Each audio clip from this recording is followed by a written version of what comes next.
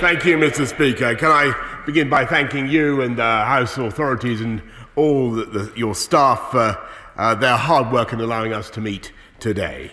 And can I also welcome the outstanding news that AstraZeneca is now rolling out a new UK-made vaccine approved by the MHRA that offers the hope to millions in this country and around the world. Mr. Speaker, I beg to move that the bill be now read a second time. And having taken back control of our money, our borders, our laws and our waters by leaving the European Union on January the 31st, we now seize this moment to forge a fantastic new relationship with our European neighbours based on free trade and friendly cooperation. And in a minute, Mr. Speaker, at the heart of this bill is one of the biggest free trade agreements in the world, a comprehensive. I will happily give way. Point of order in Blackburn. Mr. Speaker, I'm seeking your clarification. I'm just wondering how on earth the Prime Minister can talk about taking back control of waters when Scottish fishermen are going to have less access and less fish to catch as a consequence of his con deal. Can I just say, first of all, it's not a point of order. We're very limited on time. Can we please try and keep to a tight agenda to allow everybody the time to contribute? Prime Minister. Well, Mr. Speaker, I must nonetheless correct, although that was not a valid point of order, I must correct him in what he says, because in fact, under this deal, we have taken back control of our waters, and indeed Scottish fishermen from the get-go will have access to bigger quotas of all the relevant stocks, Mr. Speaker, and from the end of the transition period, as he knows full well. Sorry. Look, I understand it's an important day. It's important that we all get on the record. It's more important I also get to the Leader of the SNP. What I wouldn't like to do is run out of time by the number of times he wants to stand for interventions. If the Prime Minister gives way, he'll give way straight away. But please, let's try and get the debate underway. At least give yourself time to hear what he's got to say before you disagree. Prime Minister. Well, Mr. Speaker, with great respect to the Right Honourable Gentleman, I do feel I must correct him, because not only will we take back control of our waters, we will increase Scottish fishermen's share of all the relevant stocks. Cod, for instance, going up by 47% to 57%. North Sea haddock going up by 70% to 84%. That's just next year, Mr. Speaker. And in 5.5 years' time, we take control of the entire spectacular marine wealth of Scotland. It is only the Scottish Nationalist Party, Mr. Speaker, that would hand back control of the waters of this country to the UK with spectacular hypocrisy, Mr. Speaker. And indeed, having said that they would... Sorry, this is a point of order. Point of order in Blackford. Could you point out to the Prime Minister that the name of my party is the Scottish National Party? In fairness, I have pointed it out in the past. It is the Scottish National Party, Prime Minister. Mr. Speaker, I wish the Right Honourable Gentleman to know that I am using the word nationalist with a small n, and I don't think that he would disagree with that, which is semantically justifiable, I think, under the circumstances. And yet, in spite of that nomenclature, Mr. Speaker, they would hand back control of Scotland's waters and go back into the common fisheries policy. What this bill does, Mr. Speaker, is take back control. Absolutely not. Take back control of the spectacular marine wealth of Scotland and the rest of the UK. Because just in a moment, in the heart of this bill is one of the biggest free trade agreements in the world, as we've discussed in this chamber many times, Mr. Speaker, a comprehensive Canada-style deal worth over £660 billion, which, if anything, should allow companies to do even more business with our European friends, safeguarding millions of jobs and livelihoods in our UK and across the continent. In less than 48 hours, we will leave the EU single market and the customs union as we promised, and yet British exporters will not face a sudden thicket of trade barriers, but rather, for the first time in the history of EU agreements, zero tariffs and zero quotas. And just as we have avoided trade barriers, so we have also, Mr. Speaker, I think that plenty of members want to speak, so I've already taken plenty of interventions and points of order. I'm going to make some progress.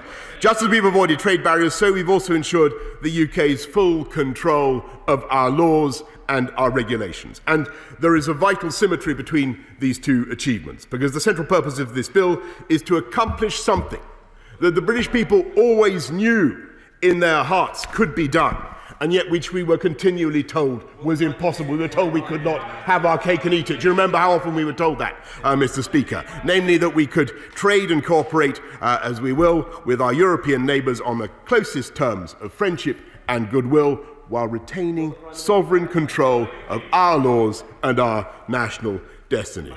And that unifying thread runs through every clause of this bill. It embodies our vision, shared with our European neighbours, of a new relationship between Britain and the EU as sovereign equals, joined by friendship, commerce, history, interests and values, while respecting one another's freedom of action and recognising that we have nothing to fear if we sometimes choose to do things different. I give way with pleasure to the Honourable Gentleman. Thank the Prime Minister for giving way. Prime Minister, the devil is in the detail of anything that we have before us today.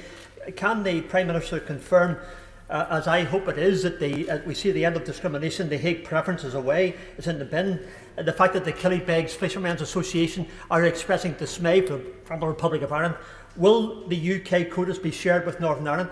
Will there be tariffs for our boats from Portavogie, Ardglass and Kilkeel landing the fish they catch in Northern Ireland? And will the £100 million for the fisheries organisations, will that be shared equally across the whole of the United Kingdom? Those are real practical issues for us in Northern Ireland. Prime Minister, thank you. Well, I'm grateful to the Honourable Gentleman, and I can assure him that the entire UK will share from the programme of investment in our fishing industry, and to get ourselves ready across the whole of the UK for the colossal uplift in fish that we will obtain. And even before the end of the transition period, I think the Honourable Gentleman should know that we'll be fishing about another 130,000 tonnes more fish in the UK than we are, 130,000 tonnes a year than we are at present. And currently, that is an opportunity that we must work to seize. And we have much to gain. We have much to gain from the healthy stimulus of competition. And this bill demonstrates, therefore, how Britain can be at once European and sovereign. And I think you'll agree, Mr. Speaker, that our negotiators accomplished their feat at astonishing speed. It took nearly 8 years for the Uruguay round of World Trade talks to produce a deal, 5 years for the EU to reach a trade agreement with Canada, 6 for Japan. We've done this in less than a year, in the teeth of a pandemic, and we've pressed ahead with this task, resisting all the calls for delay, Mr. Speaker, precisely because creating certainty about our future provides the best chance of beating COVID and bouncing back even more strongly next year. And that was our objective. So I hope the House will join me in commending my noble friend Lord Frost and every member of his team for their skill, their mastery and their perseverance in translating our vision into a practical agreement. And let me also pay tribute to President Ursula von der Leyen, Michel Barnier and all our European friends for their pragmatism and foresight, for their understanding that it is profoundly in the interests of the EU to live alongside a prosperous, contented and sovereign United Kingdom. The House understands that the significance of the fact that this agreement is not EU law but international law, so there is no direct effect. The EU law will no longer have any special status in the UK. I think, Mr. Speaker, I've already given way quite a few times to the right honourable gentleman. And there is no jurisdiction for the European Court of Justice. Point of order, Ian Blackford. Mr. Speaker, I feel I have to point out to the House that the historic principle in Scotland, as established by law, it's the people of Scotland that are sovereign, and it's the people of Scotland that will determine to take them back into the European Union with independence. The Prime Minister, Prime Minister, just to say, as the leader of the SNP knows, it is not a point of order, and I'm desperate to hear what he's got to say in his contribution. Rather than use it up now, why doesn't he just save it to get others in? Prime Minister. I'm grateful, Mr. Speaker. Of course, it was the Speaker of Scotland who took the sovereign decision, quite rightly, to remain in the UK, a once-in-a-generation decision. I think it highly unlikely the people of Scotland will take a decision to cast away their newfound freedoms and, indeed, the newfound opportunities, not least over the marine wealth of Scotland. We will be able to design our own standards and regulations, Mr. Speaker, and the laws that this House of Commons passes will be interpreted, and I know this is a keen interest to honourable and right honourable members, will be interpreted solely by British judges sitting in British courts.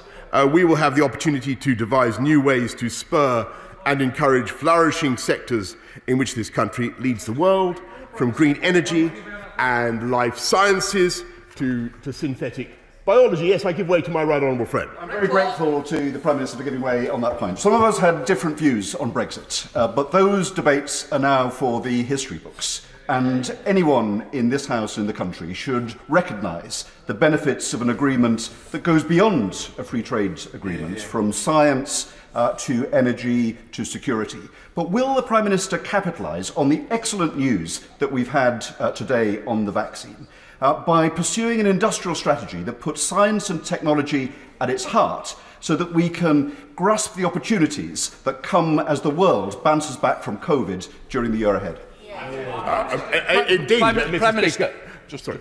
Can I just help people and say interventions, those who are high up on the speaking list will understand if they get put down by continuous interventions, because I want to get as many people in as possible. So please. Thank you, Sir Bernard. No more. Prime Minister. Well, I'm grateful to my right honourable friend, because I remember well working with him on his industrial strategy and his ideas for championing green technology and biosciences, and I can tell him that those ideas remain at the heart of this government's agenda, and we will certainly be using our newfound legislative freedom to drive progress in those sciences and in those investments across the whole of the UK. Because we will be free, Mr. Speaker, of EU state aid rules. We'll be able to decide where and how we level up across our country with new jobs and new hope, including with free ports and new green industrial zones of a kind I'm sure he'd approve of. And if, I just make an important point, if I may, Mr. Speaker, if in using our new freedoms, either Britain or the EU believes it is somehow being unfairly undercut, then, subject to independent third-party arbitration and provided the measures are proportionate, either of us can decide as sovereign equals to protect our consumers, but this treaty explicitly envisages that any such action should be infrequent, and it banishes the old concepts of uniformity and harmonisation in favour of the right to make our own regulatory choices and deal with the consequences. And, Mr. Speaker, every modern free trade agreement includes reciprocal commitments designed to prevent distortions of trade. And the true significance of the agreement embodied in this bill is that there is no role for the European Court of Justice, no ratchet clause on labour or environmental standards, no dynamic alignment with the EU state aid regime, or indeed any other aspect of EU law. In every respect, we have recovered our freedom of action, and I give way with pleasure to the honourable gentleman who's been rising up and down, Mr. Speaker, many, many times. Thank you very much. But many honourable members will be facing a dire dilemma because they will feel that our country has been sold short. On the one hand, we have the Prime Minister's thin, terrible, burnt oven-ready deal, and on the other hand, we face the prospect of an even more damaging and destructive no-deal Brexit. So can the Prime Minister advise, given that services account for almost 80% of our economy, why is there so little for that sector within his deal? And in particular, why couldn't he negotiate equivalence and passporting rights for the all-important financial services sector? Well, Mr. Speaker, it wasn't quite clear from that intervention which way the Labour Party is going to go on this, but whether he's going to go with his right honourable friend, the leader of the Labour Party, and vote for the deal, or whether he's going to join other members of the Labour Party and continue to dither and delay, we on these benches are going to get on, and we will be free of the strictures of the Common Agricultural Policy. We'll be able to conserve our landscapes and support our farmers exactly as we choose. And on Friday, now coming to a point that's already been raised several times, and I will repeat it, Mr. Speaker, because it's a wonderful point. For the first time in 50 years, on Friday, the UK will once again be recognised as an independent coastal state, regaining control of our waters, righting the wrong that was done by the common fisheries policy throughout our EU membership. And of course, I've always recognised, Mr. Speaker, I've answered the point quite a lot from you guys. I'll give way to my honourable friend. I thank the Prime Minister for giving way. He will know that Brixham, the most valuable fishing port in England, wants to see our waters regained access control and a rebuilding of the fishing industry in the UK. This deal delivers that. Can he go back and assure my fishermen and fishermen around the country that that is what this government is delivering on? Absolutely right, Mr. Speaker, and the voice of Brixham should be heard up and down the country, because it is entirely correct and a point that might be registered with advantage by the gentleman opposite. I've always recognised, Mr. Speaker, that this was going to be a difficult period for our European friends and partners, because they've been fishing in these waters for decades, if not centuries. And at first, as the House will know, they sought an adjustment period of 14 years, but our negotiators whittled that down to 5.5 years, during which the UK's share, in that 5.5 years, the UK's share of our fish in our waters will rise from over half today to around 2/3.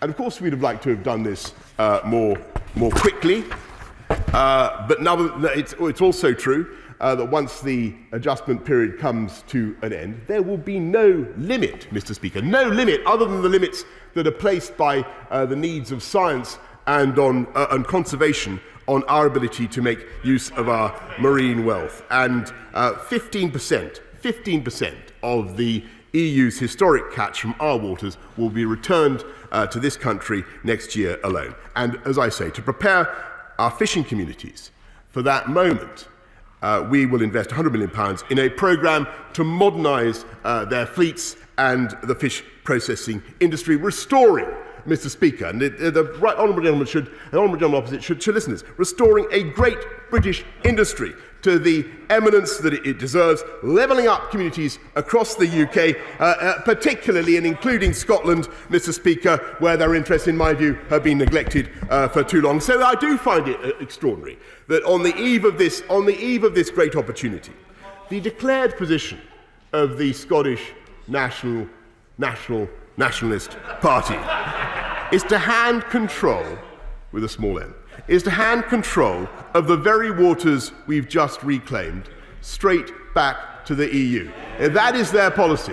That is their policy, Mr. Speaker, and they plan to ensnare Scotland's fishing fleet in the dragnets of the common fisheries policy all over again. And in the meantime, Mr. Speaker, guess what they're going to do today? They're going to vote today for a no-deal Brexit. Or perhaps the gentleman opposite will tell me that he's going to vote for the deal. I'm immensely grateful to the Prime Minister for briefly pausing that monologue that was designed for the RG. But on the issue of fish, he's waxing lyrical about how amazing this deal is. But I'd like to read him a quote from Andrew Locker, Chairman of the British National Federation of Fishermen's Organisation. He says, "I am angry, disappointed and betrayed. Boris Johnson promised the rights to all the fish that swim in an exclusive economic zone, and we've got a fraction of that. Is he wrong?" I'm afraid yes, he is, Mr. Speaker, because we will take back control not only of we'll become an independent coastal state from the 1st of January, but in 5.5 years' time, Mr. Speaker, we will be able to fish every single fish in our waters if we so choose, and that is the reality. And in the meantime, as I say, and he didn't deny it, I don't think I heard him deny it, that the Scottish National Party is going to vote against the deal. They're effectively going to vote, Mr. Speaker, for no deal, after which they've campaigned against and denounced, proving once and for all that the interests of Scotland, England, Wales and Northern Ireland, Scotland, England, Wales and Northern Ireland are best served by a one nation party serving one united kingdom. Mr. Speaker, this deal was negotiated by a big team, and he should know this, from every part of our United Kingdom, and it serves the whole of the UK, not least by protecting the integrity of the United Kingdom single internal market and Northern Ireland's place within it. Our points-based immigration system will end free movement and give us full control over who enters the country. And by the way, on that point, I want to thank very much my honourable friend, the Chancellor of the Duchy of Lancaster, for all he did to protect the interests of Northern Ireland. And at the same time, the deal provides certainty for airlines and hauliers who have suffered grievously during this pandemic. It guarantees the freedom of British citizens to travel to and from the EU and retain access to healthcare. It provides certainty for our police, for our border forces, for our security agencies who work alongside our European friends to keep our people safe. They're going to vote against this, Mr. Speaker. It provides certainty for our partnerships on scientific research, because we want our country to be a science superpower, but also a collaborative science superpower. It provides certainty for business, Mr. Speaker, from financial services to our world-leading manufacturers, including our car industry, safeguarding highly skilled jobs and investment across our country. As for the Leader of the Opposition, Mr. Speaker, I am delighted that he's found yet another position on Brexit. And having plunged down every blind alley and exhausted every possible alternative, he's come to the right conclusion, namely to vote for this agreement which this government has secured. And I hope very much that the honourable gentleman opposite is going to tell us that he too is going to join his right honourable friend and vote for this agreement. Is that the case? I'm very happy to confirm for the Prime Minister, and I'm grateful for giving away, that I will be voting for this agreement. He mentioned several times his levelling up agenda, but financial services and those working in this sector have been left entirely out of it. So does he not agree with me that every city, every town that is dependent on financial services, from Leeds to Manchester to Edinburgh and many in between, they have been levelled down and left out from this deal? Well, it's great to hear a member of the Labour Party not only backing the bankers, Mr. Speaker, backing financial services, but also, fantastic development, but also backing this deal. And he's quite right, because actually this deal does a great deal for services, for financial services, and for the legal profession, and many other professions. But alas, the good news about the Labour Party stops there, Mr. Speaker, because I'm told that the right honourable gentleman intends to ask the British people for a mandate to rewrite the deal in 2024. That's what he wants to do. I think, frankly, Mr. Speaker, we got Brexit done. Let's keep Brexit done, and let's keep Brexit done, and let's press ahead with this government's mission to unite and level up across our whole country and grasp the opportunities before us. Because I've always said, Mr. Speaker, I'm going to make some progress now because many members want to speak.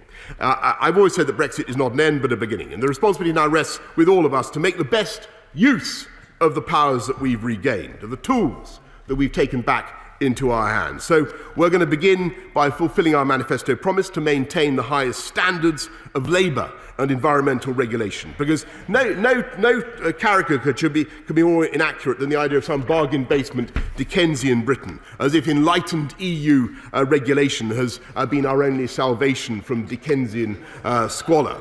Our national standards have always been amongst the very best in the world, and this House can be trusted to use its new freedom to keep them that way without any outside invigilation. We are going to open, Mr. Speaker, a new chapter in our national story, striking free trade deals around the world, adding to the agreements with 63 countries we've already achieved, and reasserting global Britain as a liberal, outward-looking force for good. Detaching ourselves from the EU is only a prelude to the greater task of establishing our new role, and this country is contributing to more than any other to vaccinate people across the world against COVID, leading the way in preventing future pandemics. And we will continue to campaign for 12 years of quality education for every girl in the world. And I thank my right honourable friend, the Foreign Secretary, for what he's doing on that. We will continue to lead the drive towards global net zero as we host COP26 in Glasgow next year. And I hope and believe, and I think actually the tone this morning has given me encouragement in this belief, Mr. Speaker. The mood in the House this morning, which seems to me on the whole to be positive. I hope,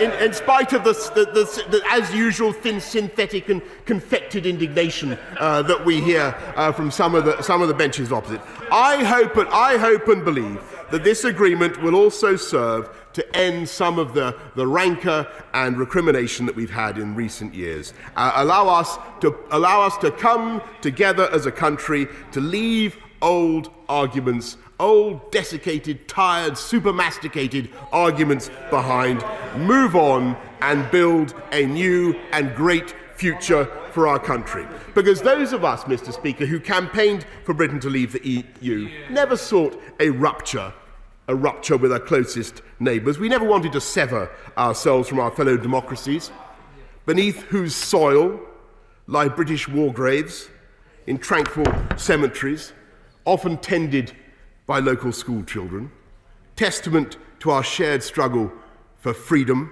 and everything we cherish in common. What we wanted was not a rupture, but a resolution of the old, tired, vexed question of Britain's political relations with Europe, which has bedevilled our post-war history. First we stood aloof, then we became a half-hearted, sometimes obstructive member of the EU. Now, with this bill, we're going to become a friendly neighbour, the best friend and ally the EU could have, working hand in glove whenever our values and interests coincide, while fulfilling the sovereign wish of the British people to live under their own laws, made by their own elected parliament. That is the historic resolution delivered by this bill, and Mr. Speaker, I commend it to the House.